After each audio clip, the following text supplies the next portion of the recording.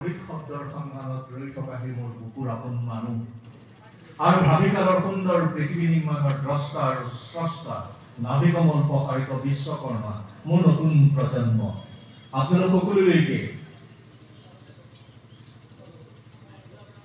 ষষ্ঠী সংখ্যক বাৰ্ষিক অধিৱেশন শ্ৰীমন্ত শংকৰদেৱ সংঘৰ দক্ষিণ পশ্চিম কামৰূপ জিলা শাখাৰ ছয়গাঁও প্ৰাথমিক শাখাৰ এই অধিৱেশনত মই আপোনালোকক কৃতজ্ঞতা জনাইছোঁ, অভিনন্দন জনাইছোঁ আৰু পাঠক ডাঙৰীয়া, সাউদ ডাঙৰীয়া, ডাক্তৰ কলিতা ডাঙৰীয়াই শংকৰদেৱ সংঘ সংস্কৃতি গুৰুজনাৰ বিষয়ে যথেষ্টখিনি কথা কৈ গৈছে। আমি সেই কথাৰ সোৱাদ লৈছোঁ।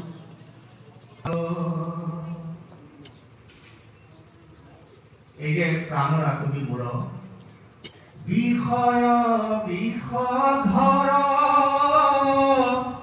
বিষে জৰ জৰ প্ৰাণ নৰহে মূৰ প্ৰাণ ৰাখবি মূৰ। এইটো ব্যক্তিগত মোৰ প্ৰাণটো ৰখাৰ কথা কোৱাতকৈ সাম্প্ৰতিক কালত যিবোৰ অসূয়া প্ৰকৃতিৰে জাতিটোৰ জীৱনৰ মেৰুদণ্ড কুৰুপি গুণা কৰাৰ চেষ্টা কৰিছে, সেই জাতিৰ প্ৰাণ ৰক্ষা কৰাৰ সময়, যি সময়ত ম্লেচ্ছ, দানৱ, অত্যাচাৰ, অসূয়া প্ৰকৃতি এইবিলাকে আমাৰ জাতিটোক নিষেধ কৰাৰ কাম কৰিছে, জাতি ভাঙি চেৰেলি ফেদেলি হ'ব ধৰিছিল, সেই সময়ত আৱিৰ্ভাৱ হোৱা শ্ৰীমন্ত শংকৰদেৱে জাতিটোক যদি থামঠিত লগাই আজিৰ তাৰিখত আমি এই জাতিটো দেখা নাপালোহেঁতেন। ডাক্তৰ কমলা কলিতাদেৱে তেওঁ সৰ্বকালৰ সৰ্বশ্ৰেষ্ঠ অসমীয়া বুলি কৈছে। মই তাতোতকৈ ওপৰলৈ গৈ কম, শ্ৰীমন্ত শংকৰদেৱ সৰ্বকালৰ পৃথিৱীৰ সৰ্বশ্ৰেষ্ঠ গুৰু। তেওঁতকৈ গুৰু আৰু পৃথিৱীত কোনো জন্মগ্ৰহণ কৰা নাই। মহাপুৰুষ বুলি বুকুখনত তেওঁক প্ৰতিষ্ঠা কৰাৰ লগতে শংকৰদেৱ সম্বন্ধে যিমানখিনি পঢ়া শুনা কৰিছোঁ, তেওঁক যিমানখিনি পুৰুষে চাবলৈ যতন কৰিছোঁ, তেওঁৰ জীৱন কালৰ সূৰ্য সমশক্তিৰ সাংঘাতিক ধৰণৰ পোহৰৰ সমষ্টিগত ব্যক্তিত্বৰে সমাজ গঢ়াৰ চেতনাটোত মই তেখেতক মহাপুৰুষতকৈ ঈশ্বৰ পুৰুষ বুলি ক'বলৈ বেছি ভাল পাওঁ। মই ভাবোঁ যে তেওঁ মহাপুৰুষ হয়েই, কিন্তু তেওঁ ঈশ্বৰ পুৰুষ। শ্ৰীমন্ত শংকৰদেৱৰ যেতিয়া পথেদি গৈ থাকোঁ, নামঘৰ এটা দেখা পাওঁ। নামঘৰটোত গাড়ীখন ৰখাই যেতিয়া সোমাওঁ, মণিপুৰৰ থাপনাৰ আগত জ্বলি থকা সুগন্ধি মিঠাতেলৰ চাকিৰ পিছফালে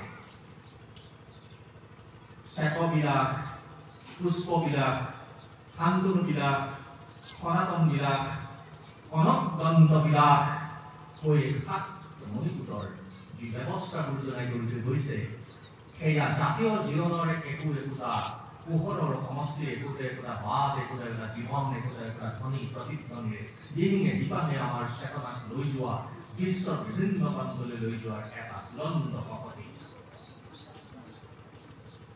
মৎস্য কুৰ্ম নৰসিংহ বামন পৰশুৰাম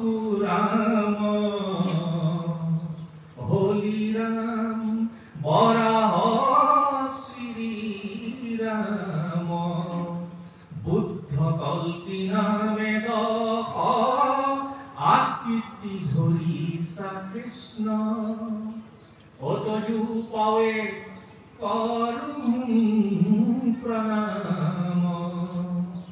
এই তজুপৱে প্ৰণাম কৰা, কৃষ্ণ সংস্কৃতি বিষ্ণু মহিমাক প্ৰকট কৰা শ্ৰীমন্ত শংকৰদেৱৰ এই বিনয় জীৱন কালত এই মোৰ আইমাতৃসকল, আপোনালোক পৃথিৱীৰ স্বৰ্গমাতৰ গংগা জৰায়ু, আপোনালোক পৃথিৱীৰ স্বৰ্গমাতৰ গংগা জৰায়ু, আপোনালোকৰ জৰায়ুৰ পৰা ভূমিষ্ঠ হোৱা একোটা মানৱ সম্পদ অসমীয়া জাতিৰ মানৱ সম্পদ হ'ব লাগিব আৰু সেই মানৱ সম্পদ হ'বৰ কাৰণে আপোনালোকৰ দায়িত্ব কৰ্তব্য জ্ঞান গৰিমা অনুসন্ধিৎসু চেতনা আটাইতকৈ তীব্ৰ হ'ব লাগিব মই আপোনালোকক মাতৃৰূপে জ্ঞান কৰোঁ আৰু আপোনালোকৰ কাৰণে মোৰ দৰে অনেক লোক এই পৃথিৱীত ভূমিষ্ঠ হৈছে গুৰু শংকৰৰ বিচাৰি আমি ক'ৰবালৈ যোৱাৰ কোনো প্ৰয়োজন নাই গুৰু শংকৰৰ জীৱনকালে প্ৰতি মুহূৰ্ততে আমাক সাগৰত নদী বিলীন হোৱাৰ কুম্ভলীৰ উন্মাদনাৰ দৰে এটা উৎসৱ উদযাপন কৰাৰ দুৰন্ত শক্তি এটাই প্ৰতি মুহূৰ্ততে আমাক আকুহি আছে জ্যোতিপ্ৰসাদ আগৰৱালা বিদেশৰ পৰা ঘূৰি আহি তেখেতে যেতিয়া বৰদোৱাত গ'ল আৰু বৰদোৱাত গৈ তেওঁ যি দেখিলে যি শুনিলে বৰদোৱাৰ ভূমি স্পৰ্শ কৰি বুকুত স্পন্দন জগালে সেই শক্তি যি শক্তি তেওঁ বিদেশ ঘূৰিও পোৱা নাছিল আৰু সেইকাৰণে তেওঁ ক'লে যে মই বিদেশলৈ কিয় গৈছিলোঁ মোৰতো স্বৰ্গখন ইয়াতেই আছে বৰদোৱাতে সেই স্বৰ্গখন আছে ডক্টৰ ভূপেন হাজৰিকাই বৰপেটালৈ গৈ বৰপেটাৰ সত্ৰৰ ডাঙৰ বহীখনত লিখি থৈ আহিল শংকৰদেৱক বিচাৰি বিচাৰি তেওঁ বহীখনত লিখি থৈ আহিল যে শ্ৰীমন্ত শংকৰদেৱ ৰেচিডেন্সিয়েল ইউনিভাৰ্চিটিৰ ভাইচ চেঞ্চেলৰ কল্পনা কৰকচোন ৰেচিডেন্সিয়েল ইউনিভাৰ্চিটিৰ ভাইচ চেঞ্চেলৰ আৰু ডক্টৰ ভূপেন হাজৰিকাই সেই কণমানি বয়সতেই এটা দুৰন্ত চুমা তেওঁৰ গালত স্পৰ্শ কৰাবলৈ শকতি সমৰ্থ হৈছিল আৰু সেই চুমাটোকাৰ আছিল আমাৰ সংস্কৃতিৰ ডাঙৰ ৰঙা সাহিত্যৰথী আধুনিকতাৰ সম্ৰাট লক্ষ্মীনাথ বেজবৰুৱাৰ কটন কলেজীয়া উচ্চতৰ মাধ্যমিক বিদ্যালয়ত কুসুম্বৰ পুত্ৰ শ্ৰীমন্ত শংকৰে ধৰিলে নামৰে টান নামৰে সুৰতে আনন্দত নাচিছিল পবিত্ৰ বৰদোৱা থান এই কম বয়সৰ এটা শিশুসুলভ মনৰ দুৰন্ত শক্তিৰ সুৰ আৰু কণ্ঠভিত্তিক চেতনাৰে সৈতে উন্মুক্ত কৰা সেই গীতেই পৰৱৰ্তী কালত আমাৰ জাতীয় জীৱনটো মহান কৰি সেই ভূপেন হাজৰিকাই লক্ষ্মীনাথ বেজবৰুৱাক অনুসৰণ কৰে বাঁহীত কেইটামান গীত লিখিছিল লক্ষ্মীনাথ বেজবৰুৱাই আৰু বাঁহীৰ সেই গীতকেইটা যদি আপোনালোকে শুনে তেন্তে তাত দেখিব গংগা যমুনা স্নানিলো যতনে দয়াকা তীৰ্থ গলো হিয়াৰে ঈশ্বৰে হিয়াতে আছিলে কৰবাত বিচাৰি মইলো হে গুৰু শংকৰ আকৌ এই দেশ বিদেশ ঘূৰি আহিলে সকলো ঠাইতে শান্তি আৰু ধৰ্মৰ পৃথিৱী এখন বিচাৰিলে জ্ঞানৰ পৃথিৱী এখন বিচাৰিলে আলোকৰ পৃথিৱী এখন বিচাৰিলে সেই জ্ঞান আলোক ধৰ্ম সৌন্দৰ্যৰ পৃথিৱীখন যে মোৰ মাটিত পৃষ্ঠ হৈ আছে বেজবৰুৱাই অকপতে স্বীকাৰ কৰি দিলে মোক গুৰু লাগে মই বিকৃত কৃষ্ণ জগতক জাননী দিলো এ জগতৰে গুৰু শ্ৰী শংকৰ ঘৰতেই অন্ধৰাই নেদেখিলো হে গুৰু শংকৰ গুৰু শংকৰ গুৰু শংকৰ 1000 বছৰ ধৰি অসমীয়া জাতিয়ে বিভিন্ন দুৰ্যোগৰ মাজেৰে পাৰ কৰি আহিছে 1662 চনৰ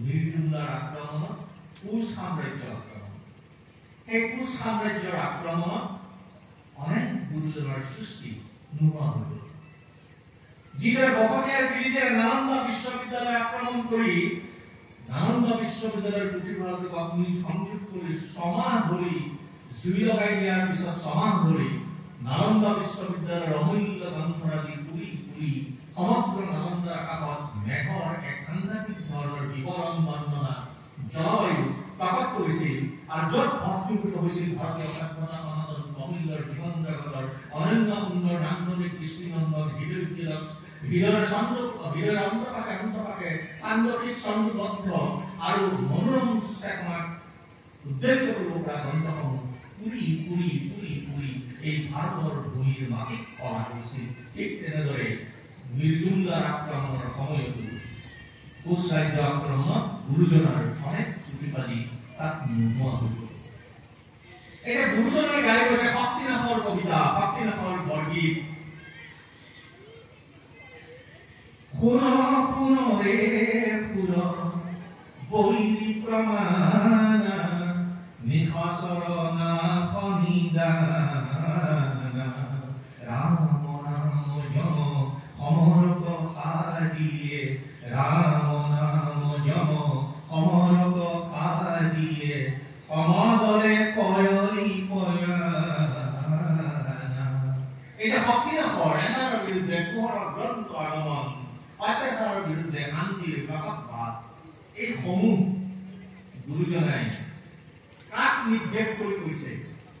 শ্ৰীকৃষ্ণৰ সুদৰ্শন চক্ৰ, শ্ৰীকৃষ্ণৰ অনন্ত মুৰলীৰ সুৰ আৰু বিষ্ণু মহিমাৰ অপাৰ বিস্ময় চকুক আন্দোলিত কৰিব পৰা, হৃদয়ক উদ্বেলিত কৰিব পৰা, ভাৰতৰ মাটিক জীৱন দিব পৰা, অন্যায়ৰ বিষ পুলিটোক নিষেধ কৰিব পৰা শক্তিটোক বিষ্ণুৰ সুদৰ্শন চক্ৰই কেনেকৈ কৃষ্ণ মহিমাৰে গুৰুজনাই ভাওনা সৃষ্টিতে ডাক্তৰ কমলা কলিতাদেৱে কৈ গৈছে যে শ্ৰীমন্ত শংকৰদেৱে মুকলি মঞ্চ পৃথিৱীৰ প্ৰথমজন স্ৰষ্টা।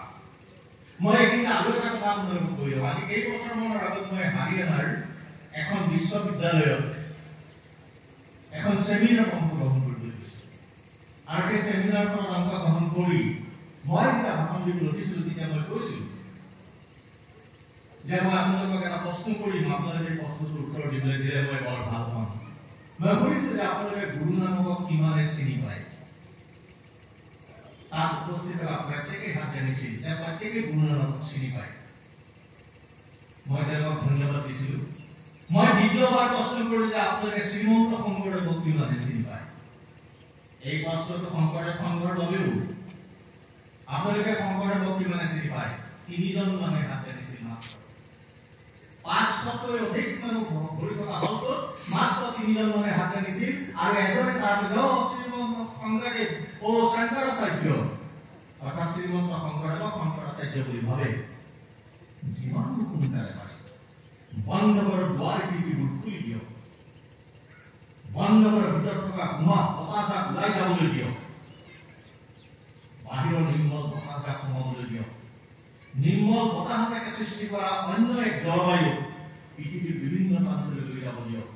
তেতিয়া শংকৰে শ্ৰীৰামপুৰৰ লোহাৰ গেটখনত খুন্দা খাই পুনৰ অসমভূমিত লুটি খাই নপৰিব, তেওঁ বাহিৰলৈ যাব। এই যে কথাখিনি কলো 12 বছৰমানৰ আগতে জগন্নাথ মন্দিৰলৈ গৈছিলোঁ কিবা প্ৰশিক্ষণৰ কামত। উৰিষ্যালৈ যাওঁতে বন্ধ দিনতে জগন্নাথ মন্দিৰৰ দৰ্শন কৰিবলৈ মোৰ লগত কেইবাজনী বিষয়া। তুৰণৰ আগেৰে গৈ থাকোঁতে তুৰণৰ সোঁফালে চাইবেৰিয়াৰ কেইজনমান কলা কলা মানুহে হাতত কেইখন সৰু সৰু কুটিকাল লৈ সত্যেন্দ্ৰদেৱৰ বাউল গীত গাই আছে। মোৰ চকুৰ কাণত মই বিশ্বাস কৰিব পৰা নাই। আৰু সোঁফালে দেখিলোঁ কেৰেলাৰ কেইজনমান কেৰেলিয়ান লোকে একেই সৰু কুটিকাল লৈ সত্যেন্দ্ৰদেৱৰ বাউল গীত গাই আছে। কেৰেলাৰ কেৰেলিয়ান লোকসকল, চাইবেৰিয়াৰ কলা মানুহখিনি সত্যেন্দ্ৰদেৱৰ এনেকুৱা কি গুণ গৰিমা আৰু বিশাল ব্যক্তিত্বই তেওঁলোকক প্ৰভাৱিত কৰিছে যিটো প্ৰভাৱ মোৰ শ্ৰীমন্ত শংকৰদেৱৰ গাত নাই। দুৰন্ত গতিত মই মোৰ গাঁৱৰ বৰনামঘৰটোলৈ মনত কৰিম। মোৰ গাঁৱৰ বৰনামঘৰটোত শ্ৰীমন্ত শংকৰদেৱৰ জন্মতিথি 4বাৰ পাতে, মৃত্যু তিথি 4বাৰ পাতে। তাতো এখন কাজিয়া হয়। ডাঙৰ খেলটোৱে কয় মই পাতি মাগে, সৰু খেলটোৱে কয় আমি পাতি মাগে। গুৰুজনাই মানুহ বিচাৰিছিল। ব্ৰাহ্মণ, সুধীৰ, গোস্বামী, শৰ্মা, শিখ, মুছলমান, বঙালী, আদিবাসী, চাহ জনগোষ্ঠী, কাৰ্বি, ৰাভা এইবিলাক একো বিচৰা নাছিল। তেওঁ কি বিচাৰিছিল যে কুকুৰ আছে লগত নবল আত্মনাম জানি অসভাপতি কৰি পৰিৱৰ্তন। তেওঁ মানুহ বিচাৰিছিল। মানুহ হল উৎসৱ মানুহ মানুহৰ জীৱনৰ চিৰন্ত শক্তি মানুহ মানুহৰ জীৱনৰ বিজ্ঞান সভ্যতাৰ সাংস্কৃতিক বাট আৰু যি বাটত মানুহে মাটিত তপ্ত হৈ থকা বীজবোৰ তুলি আনি কৃষকৰ হাতৰ কাজিকেৰে আঙুলিৰ সৈতে মাটি সিঁচি দিয়ে আৰু সেই বীজবিলাকে পৃথিৱীৰ বক্ষকালি কিমান পৰিয়াল হৈ আকাশলৈ ধাবিত হয় আৰু এদিন ফলে ফলে জাতিষ্কাৰ হৈ ই আমাৰ পেটৰ ভোকৰ আকাশ নিৰ্বাপিত কৰে। এই পেটৰ ভোকৰ আকাশ ৰুটি ভাত চাউল খাদ্য নহয়, এই পেটৰ ভোক সাংস্কৃতিক ভোক, এই পেটৰ ভোক বৌদ্ধিক ভোক, এই পেটৰ ভোক ঐক্যৰ ভোক, সম্প্ৰীতিৰ ভোক, জীৱনৰ ভোক, প্ৰগতিৰ ভোক, সভ্যতাৰ ভোক, বুদ্ধিৰ ভোক। গতিকে এই গোটেই কথা বতৰাবিলাক উত্তম বুলি কৈ দিওঁতেই মোৰ মনলৈ এটা কথা আহিল। শিৱ শংকৰদেৱ ইয়াত এচাম মানুহৰ অভিসন্ধিত উৎসাহতা আৰু ঘৃণা ষড়যন্ত্ৰত পলাবলৈ বাধ্য হ'ল। শংকৰদেৱৰ ভতিজাকক চিলাৰাই বিয়া কৰাইছিল। চিলাই ফুলবাৰিষ্ঠ ঘৰত শংকৰদেৱে বৰগীত গাইছিল, কৃষ্ণ কথা কৈছিল। চিলাৰাই ভৰিৰ পৰা মূৰলৈ কৃষ্ণ কথা এক জ্বলন্ত শোভাযাত্ৰা হৈছিল। সেই এটা তাতো উৎসাহনা কৰি মানুহ আছিল যি চামে গৈ নৰনাৰায়ণক ক'লে যে মহাৰাজ শংকৰে এটা নতুন ধৰ্ম প্ৰৱৰ্তন কৰিব খুজিছে আৰু নতুন ধৰ্ম প্ৰৱৰ্তনত গোটেই মানুহখিনিৰ মাজত এটা বিভ্ৰান্তিৰ সৃষ্টি হৈছে। উৎসাহনাকাৰী মানুহবিলাকৰ কথা নৰনাৰায়ণ বাধ্য হ'ল আৰু তেওঁক অনুচৰসকলক নিৰ্দেশ দিলে যে তেওঁক ধৰি আনিব লাগে। এইটা ভতিজাকক চিলাৰাই বিয়া কৰিছিল, তাৰ জৰিয়তে এই ধৰ্মপ্ৰচাৰ গুৰুজনাৰ শক্তি সাহস বাঢ়িছিল। চিলাৰাই কথা গম পাই নৰনাৰায়ণৰ কাষলৈ আহিল আৰু নৰনাৰায়ণে ক'লে যে শংকৰদেৱক ৰাজসভালৈ মই লৈ আহিম, মোৰ কেইটামান চৰ্ত আছে। এই চৰ্তকেইটা হৈছে যে শংকৰক কোনো কাৰণতেই ক্ষতি কৰিব নোৱাৰিব আৰু শংকৰ যিমানখিনি সময় ৰাজসভাত থাকিব কিমানখিনি সময় এজন ৰাজ বিষয়া মোৰ ওচৰত বন্দী হৈ থাকিব লাগিব। নৰনাৰায়ণে মানি ল'লে। গুৰু শংকৰৰ কাৰণে হ'ল বিশাল ব্যক্তিত্ব, শিশুসুলভ সৰলতাৰ মুখত স্নিগ্ধ হাঁহি, অগাধ বিশ্বাস আৰু জ্ঞানৰ প্ৰচুৰ গৰাকী, খুজে কাটালে নম্ৰ কন্য ভদ্ৰ, দিগন্ত শক্তিৰ বুকুৰ আৰু মুখত থকা উল্লেখটি যেন কৈ আছে এই মানুহজন সমষ্টিগত ব্যক্তিত্বৰ এক জ্বলন্ত প্ৰকাশ। গুৰু শংকৰে মহাৰাজক প্ৰণাম কৰিলে। মহাৰাজে গুৰু শংকৰক কথা ক'বলৈ দিলে। গুৰু শংকৰে বৰগীত গালে, নানান ধৰণৰ কৃষ্ণ কথা ক'লে, বিষ্ণুৰ কথা ক'লে।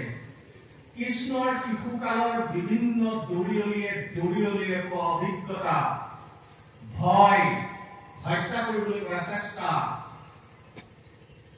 কাৰাগাৰত জন্ম হোৱাৰ পৰা দৈৱকী বসুদেৱৰ যমুনা গমন, বসুদেৱৰ নন্দৰজা ঘৰলৈ যোৱা আৰু কংসবধ, এই কথাখিনি যেতিয়া শুনিছিল গুৰু শংকৰৰ মুখত নৰনাৰায়ণৰ চকুৰে খাউন ভাল কৰিছিল আৰু নৰনাৰায়ণে প্ৰণাম কৰি পেলাই গুৰু শংকৰক ক'লে যে আপুনি এই গোটেই কথাখিনি মোক চিত্ত আকাৰে অংকন কৰি দিয়ক।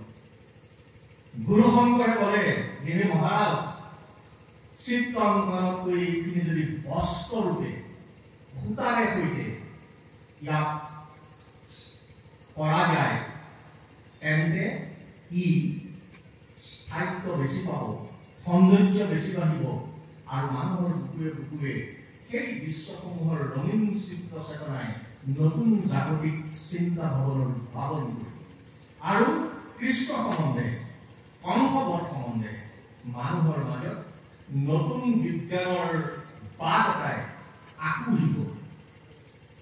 নৰনাৰায়ণৰ তোমাক 2 টকা পইচা লাগে, সূতা লাগে, সকলোখিনি মই দিম, তুমি এইটো কৰি দিয়া। ৰজাৰ আশীষ পাই শংকৰ গুৰু পাত বাউসী আহিল। নিজৰ মগজুপশুত চিন্তা, চেতনা, কথা, বতৰা, পৰিকল্পনাৰ সৈতে তেওঁ নক্সা তৈয়াৰ কৰিছিল আৰু কাটি কুচি লৈ ভকতবৃন্দৰ সৈতে গৈ তেওঁ কামত আগবাঢ়িল। প্ৰতিদিনে গুৰু শংকৰে এক বেগেত কাপোৰ বয়। সেই কাপোৰখন হৈছে বৃন্দাবনী বস্ত্ৰ। এক বেগেত কাপোৰ বয়। এনেদৰে কৰি কৰি এদিন গুৰু শংকৰে মাধৱক ক'লে যে মাধৱ, মোৰ গাটো আজি ভাল নাই, গতিকে তুমি কালিলৈ কাটিকুচিলৈ গৈ এই বৃন্দাবনী বস্ত্ৰখনৰ কাম আৰম্ভ কৰিবা। গুৰুক সেৱা জনাই মাধৱ আনন্দিত হ'ল আৰু পিছদিনা ভকতবৃন্দৰে সৈতে কাটিকুচিলৈ গৈ দিনৰ দিনটো বৃন্দাবনী বস্ত্ৰ নিৰ্মাণত লাগি থাকিল। আৰু সন্ধিয়া ঘূৰি আহি যেতিয়া গুৰু শংকৰক তেওঁ ক'লে যে প্ৰভু, আজিৰ কাম ইমানখিনি কৰিলোঁ আৰু আজি মই এক বেগেত 4 আনো বৃন্দাবনী বস্ত্ৰখন বব পাৰিলোঁ। শংকৰদেৱৰ মুখত চকুত নতুন উজ্জ্বল পোহৰ যে তুমি মোতকৈ আগবাঢ়িলা। মই এবেগেত কৈছিলোঁ, তুমি এবেগেত 4 নগ'লা। তোমাক আজিৰ পৰা মই বৰাৰ বুলি মাতিম। এনেদৰে 12জন তাঁতীয়ে এবছৰৰ মূৰত 120 হাত দীঘল 60 হাত বহল বৃন্দাবনী বস্ত্ৰখন প্ৰস্তুত কৰিলে। বৃন্দাবনী বস্ত্ৰখন বৰদোৱালৈ অনা হ'ল, বৰপেটালৈ অনা হ'ল। বাঁহৰ চাং সাজি বৃন্দাবনী বস্ত্ৰখন ৰাইজৰ দৰ্শনৰ বাবে মেলি দিয়া হ'ল। ৰাইজে যোনে যেনেকৈ সামৰ্থ্য অনুসাৰে যি পাৰে পইচা দি এই বৃন্দাবনী বস্ত্ৰখন দৰ্শন কৰিলে। মানুহৰ মাজত নতুন কৌতূহল, নতুন চিন্তা চেতনা। এই যে মই উদ্যোগৰ কথা কৈছিলোঁ, সেই উদ্যোগৰ কথাকে ক'বলৈ মই এইখিনি কথা ক'ব নাজানো। তাৰপিছত বৃন্দাবনী বস্ত্ৰখন কোচ সাম্ৰাজ্যলৈ নিয়াৰ পাল কৰিলে। 250 মানুহে 50জন মানুহে ভাৰ বান্ধি বৰপেটাৰ পৰা কোচ ৰাজ্যলৈ বৃন্দাবনী বস্ত্ৰখন লৈ যোৱা হ'ল। নৰনাৰায়ণৰ ৰাজসভাত সেইখন মেলি দিয়া হ'ল। চিলাৰায় আৰু নৰনাৰায়ণে পুৱাই গংগা স্নান, পানীক আমি গংগা বুলি কওঁ, তেওঁলোকে গংগাত স্নান কৰিলে আৰু স্নান কৰি তেওঁলোক ৰাজসভাৰ বৃন্দাবনী বস্ত্ৰখন দেখি এটা সৃষ্টি হ'ল। আধ্যাত্মিক জগত সম্বন্ধে, কৃষ্ণ সম্বন্ধে উৎসৱ উদযাপনৰ জ্বলন্ত শক্তি এটা তেওঁলোকক আকুল কৰি তুলিলে আৰু দুয়োৰে চকুৰে চকু পানী কৰি নৰনাৰায়ণে এই ৰাজসভাত শ্ৰীমন্ত শংকৰদেৱৰ ভৰিত ধৰি সেৱা কৰিলে। টকা, মুদ্ৰা, বস্ত্ৰ, ভূমি গুৰু শংকৰক দিলে। তেওঁক ঘৰ সাজি তাতে স্থাপিত কৰিলে। এই কোচ সাম্ৰাজ্যৰ পৰা এই বৃন্দাবনী বস্ত্ৰখন এদিন ভূটান পালেগৈ। সেইদিন সময়ত ভূটানৰ লগত কোচ সাম্ৰাজ্যৰ এটা ব্যৱসায়িক সম্পৰ্ক আছিল, আধ্যাত্মিক সম্পৰ্ক আছিল। ভূটানৰ বহু লোকে কোচবিহাৰ আহি নামঘৰ সেৱা কৰিছিল। এই যে ভূটান পালেগৈ, বৌদ্ধ মন্দিৰ এটা বৃন্দাবনী বস্ত্ৰখন থাকিল। তাৰ পৰা বৃন্দাবনী বস্ত্ৰখন কিবা কৰি গৈ টিবেটৰ ৰাজ পুথিভঁৰাল পালেগৈ। 1903 চনত ব্ৰিটিছ বিষয়া লৰ্ড কাৰ্জনে টিবেট ভ্ৰমণ কৰিবলৈ আহি সেই বৃন্দাবনী বস্ত্ৰখন দেখি অভিভূত হৈ গ'ল। তেওঁ প্ৰকট কৰিলে যে এইখন পৃথিৱীৰ সৰ্বপ্ৰান্তৰ মানুহৰ বাবে মেলি দিয়া হওক, কাৰণ সেইখিনি সময়ত উদ্যোগৰ কোনো কনচেপ্টেই নাছিল। 1904 চনত চাৰ্লছ আলফৰ্ড নামৰ আন এজন ইংৰাজ বিষয়াই এই বৃন্দাবনী বস্ত্ৰখন টিবেটৰ পৰা পাশ্চাত্যলৈ লৈ গ'ল। কোনে কয় যে 1904 চনত এজন ব্ৰিটিছ সাংবাদিকে এইখন লৈ গ'ল আৰু ভিক্টোৰিয়া যাদুঘৰত কাছৰ বাকচৰ মাজত এইখন প্ৰতিষ্ঠা কৰি ৰাখিলে। মূলত বৃন্দাবনী বস্ত্ৰৰ কথাখিনি থুলমূলকৈ এইখিনি।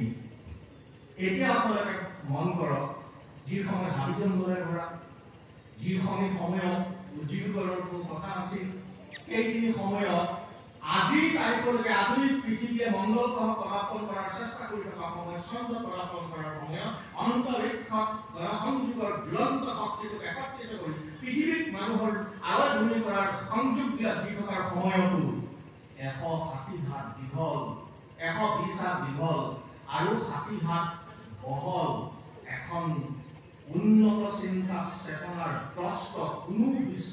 যুগে আজি তাৰিখলৈকে গঢ়িব পৰা নাই, বনাব পৰা নাই। এয়া গুৰুজনাৰ অপূৰ্ব সৃষ্টি, অনন্য সৃষ্টি।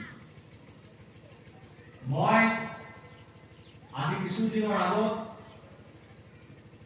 উজনি অসমৰ এজন মানুহে বৃন্দাবতী বস্ত্ৰখন হুবহু বনাইছে বুলি বাতৰিত পঢ়িছিলোঁ। মোৰ দুখ লাগিছিল। গুৰু শংকৰৰ হাতৰ স্পৰ্শ মগজৰ বহুত চিন্তাৰ পৰিকল্পনাৰ এক নিখুঁত বস্ত্ৰ, য'ত গুৰুৰ স্পৰ্শ আছে, তাক আমি নৰমণি চেতিখন নকল কৰাটো কেনেধৰণৰ? মই এটি যাযাবৰ ধৰাৰ ইংৰাজী কামে গৰু ঘূৰি এই যে ভূপেন্দাৰ ক'ৰবাত যেতিয়া মই শুনো মই এটি যাযাবৰ পঢ়াৰ নাম শুনিলে গা উঠে মোৰ জ্বৰ। এই কথাটো শুনিলে মোৰ বুকুত এটা বিষ অনুভৱ হয়। ডক্টৰ ভূপেন হাজৰিকা পৃথিৱীৰ শ্ৰেষ্ঠ গীতিকাৰ, সংগীতজ্ঞ, সুৰকাৰ, কম্পোজাৰ, বচা বচা শব্দ আনি তেওঁ সংগীতত যি ৰূপ দিয়ে পৃথিৱীৰ কোনো প্ৰান্তত সেইটো নাই, কোনো প্ৰান্তত নাই। দুৰ্ভাগ্য, বব ডিলানে যেতিয়া নোবেল প্ৰাইজ পাইছিল, বব ডিলানে কৈছিল যে ভূপেন হাজৰিকাই আমেৰিকাৰ পৰা ভাৰতলৈ ঘূৰি যোৱাটো আছিল তেওঁৰ আটাইতকৈ মাৰাত্মক ভুল। বব ডিলানে ভূপেন হাজৰিকাৰ গীতি কবিতা কথা বতৰাবিলাকক লৈ অনুসৰণ কৰি কবিতা লিখিছিল, গীত লিখিছিল, আৰু সেই নোবেল পুৰস্কাৰটো বব ডিলানে কৈছিল যে ভূপেন হাজৰিকাই পাব লাগিছিল। পৃথিৱীৰ ক'তো নাই ভূপেন হাজৰিকাৰ দৰে শক্তি, পৃথিৱীৰ ক'তো নাই। শ্ৰীমন্ত শংকৰদেৱৰ দৰে শক্তি পৃথিৱীৰ ক'তো নাই। গুৰু শংকৰে সকলো দিশতে পাৰ্গত আছিল।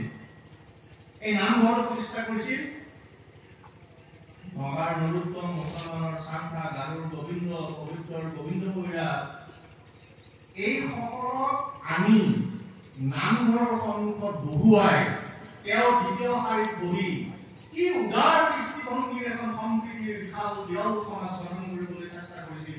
এবাৰ অনুভৱ কৰকচোন, মানুহ মানুহৰ অমৰ শক্তি, এই কথাটো তেওঁ বুকুত পুথিত কৰিছিল। আৰু সেইকাৰণে তেওঁ মানুহ দেখিছিল, সম্প্ৰদায় দেখা নাছিল, উচ্চ নিচ দেখা নাছিল। আৰু সেইকাৰণে গুৰুজনাৰ এই আদৰ্শ আমি নতুন পুৰুষক শিকাবৰ কাৰণে আমি যত্ন কৰা উচিত, চেষ্টা কৰা উচিত। যিমান দিনলৈকে আমাৰ সংস্কৃতি বাচি থাকিব, যিমান দিনলৈকে আমাৰ ভাষা বাচি থাকিব, যিমান দিনলৈকে আমাৰ মাটিৰ ভৰিৰ তলৰ মাটিৰ মৰ্যাদাই আমাক বৰগীতৰ ধমনিৰ কথা কৈ থাকিব, ইমান দিনলৈকে অসমীয়া জাতিয়ে নিজৰ শক্তি আৰু সামৰ্থ্যৰে পৃথিৱীক উভৰাই ৰাখিব পাৰিব। পৃথিৱীত যি জাতিৰ ভাষা নাথাকে, যি জাতিৰ ভাষা নাই, সেই জাতিক এংগেৰ ৰাগ ঠেংখনৰ দৰে বিতৰংগ। মোক যদি কোনোবাই কয়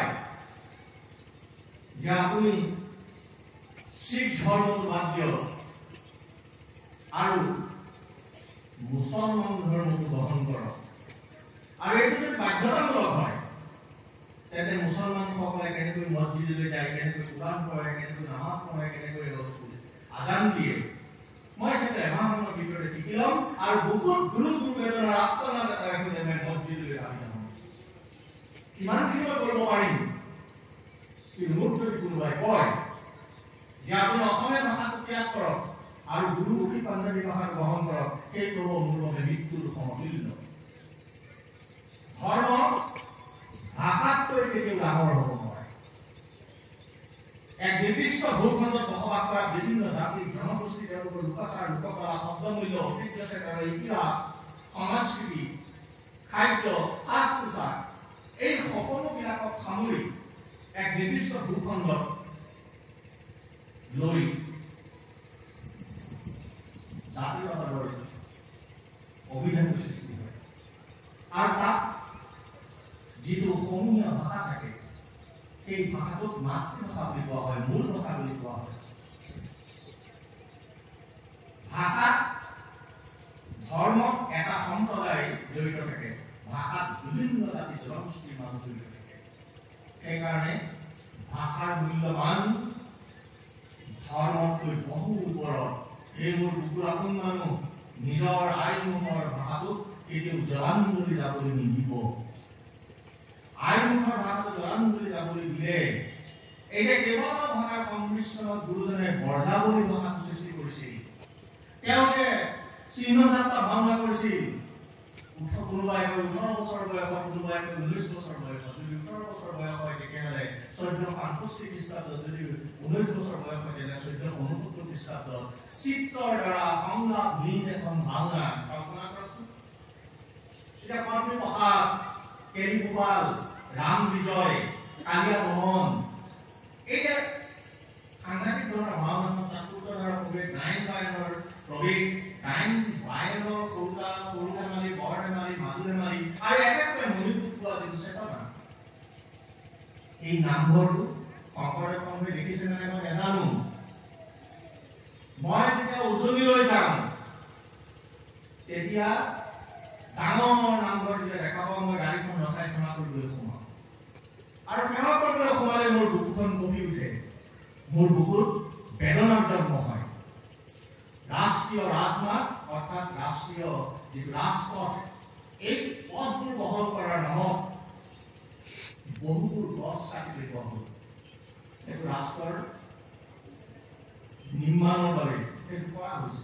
তাত আপত্তি কৰিবলগীয়া ফল থাকিলেও তাক মানি ল'বলৈ বাধ্য। ডাঙৰ ডাঙৰ নামঘৰ আছিল, সেইবোৰ ভাঙি পেলোৱা হ'ল, তেওঁলোকক টকা দিয়া হ'ল আৰু নতুনকৈ নামঘৰ নিৰ্মাণ কৰিলে। নামঘৰৰ কনচেপ্টটো কি? যে আমি এখন তোৰণ পাওঁ, তোৰণৰ দুটা চিহ্ন থাকে, তোৰণ আৰু নামঘৰৰ মাজৰ যিখিনি সময় সেইখিনি এটা ঘৰ থাকে, তাত কোৱা হয় ৰাঙলী চৰা। এই ৰাঙলী চৰাত বিভিন্ন ধৰণৰ বৈষ্ণৱ সংস্কৃতি, বিষ্ণুৰ মহিমা, কৃষ্ণৰ মহিমা, পাঠ্যপুণ্যৰ চিত্ৰ যিয়ে কওক তাৰ অংকিত থাকে আৰু সেইবোৰ দেখিলে গম পোৱা যায় যে এইটো এখন আধ্যাত্মিক স্থল। তাৰ পৰা মূল দুৱাৰৰ পিছত আৰিয়াটো জ্বলোৱা হয়। সেইখিনি ঠাই আৰিয়াৰ সমানে সমানে একেবাৰে মণিপুৰলৈকে এডোখৰ জেগা, যাক আমি খলা বুলি কওঁ। এইখিনি মাটিৰ হয়। সেই খলা এতিয়া নাই, পকা কৰি পেলোৱা হ'ল, মাৰ্বল লগোৱা হ'ল আৰু আপোনাৰ লগত জ্বলিত জ্বলি থকা মিঠাতেলৰ চাকিটো নুমুৱাই পেলোৱা হ'ল। তাৰ ঠাইত এটা বিজুলী বাতিৰ চাকি আজিকালি জ্বলাই পেলাই চুইচটো দিয়ে, ধুমিক ধমাক কৰি বিজুলী বাতিৰ চাকি জ্বলি থাকে। হে মোৰ বুকুৰ আপোন মানুহ, কোটি কোটি বিজুলী বাতিৰ পোহৰেও থাপনাৰ আগত জ্বলি থকা মিঠাতেলৰ এটা চাকিৰ আধ্যাত্মিক বন্দনাৰ শক্তিটো কেতিয়াও হৰণ কৰিব নোৱাৰে। তাৰ সুগন্ধি সম্ৰাটৰ ৰাজমুকুটতকৈ বহুত বেছি। ই স্বৰ্গৰ গৰিমা আৰু প্ৰতিমা প্ৰতি মুহূৰ্ততে বিষ্ণু মহিমাৰে সৈতে আমাৰ বুকুত ধাবিত কৰি থকা এক অনন্য অতুল্য অমিতাভ শক্তি। যিমান সোনকালে পাৰি থাপনাৰ আগৰ পৰা বিজুলী বাতিৰ চাকিটো আঁতৰাই আকৌ মিঠাতেলৰ চাকি তাত প্ৰতিষ্ঠা কৰক। বহু ঠাইত এই কামটো কৰিছে। মিঠাতেলৰ চাকিৰ শক্তি বেলেগ আৰু বিজুলী বাতিৰ চাকিৰ শক্তি বেলেগ। যেতিয়া বিজুলীটো গুচি যায়, থাপনাখন আন্ধাৰত থাকে।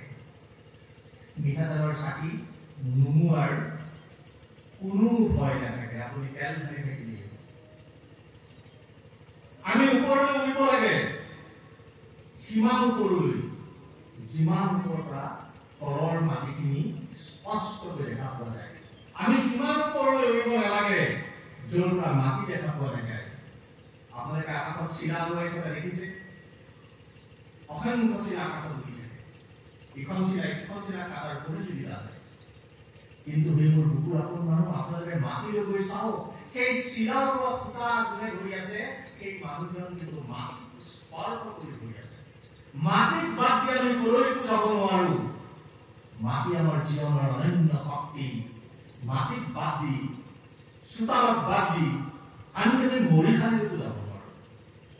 তিনিটা বস্তু আমাৰ জীৱনৰ অপৰিহাৰ্য অংগ। এক, ভোজন। দুই, বিবাহ। তিনি, মৃত্যু। এই তিনিটা কাম স্বয়ং আপুনি কৰিব লাগিব। এই তিনিটা কাম আপুনি বেলেগক দি কৰিব নোৱাৰে। আপোনাৰ বহুত ভোক লাগিছে, দুজন আপোনাক ৰেডি কৰি দিয়া আছে, খাব লাগে আপুনি।